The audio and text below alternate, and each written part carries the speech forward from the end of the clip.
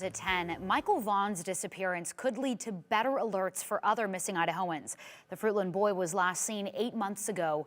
On its way to the governor's desk, a proposed bill creates an endangered missing person alert to notify people in Idaho and nearby states about a missing person. An Amber Alert never went out for Michael Vaughan, a move that drew lots of questions and criticism from a whole lot of community members.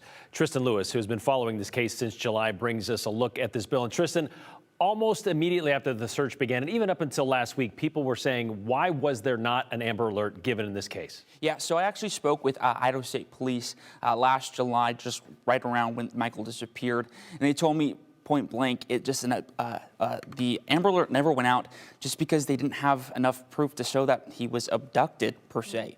So, like I said, law enforcement did not know if he had been abducted. Officials were able to issue a code red, but it doesn't include all the tools and possible reach an Amber Alert has that they do have. This proposed legislation would create a centralized communication system and work with nearby states to help find missing people.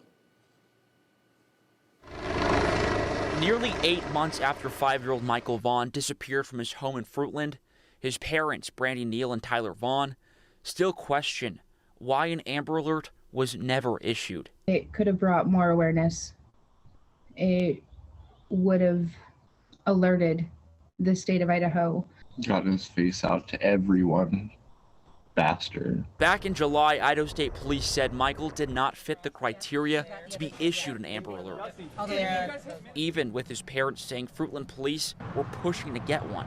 Law enforcement, especially doing an investigation and have been thoroughly searching, should have that to their discretion. Now, a bill heading to the governor's desk hopes to create the Endangered Missing Person Alert, which will notify people in Idaho and surrounding states of similar situations to Michael. I was shocked to find out that the Amber Alert system is specifically restricted to children who there is a known abduction and there is a vehicle description. Senator Abby Lee of Fruitland, the co-sponsor of the bill, says Michael's disappearance shook the entire community.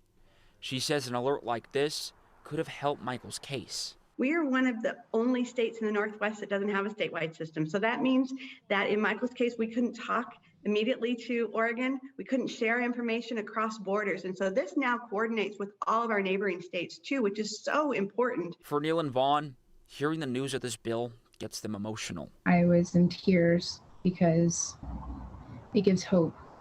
And hope is something their family has not lost as they continue to seek answers to where Michael could be. Someone knows something. He's out there somewhere.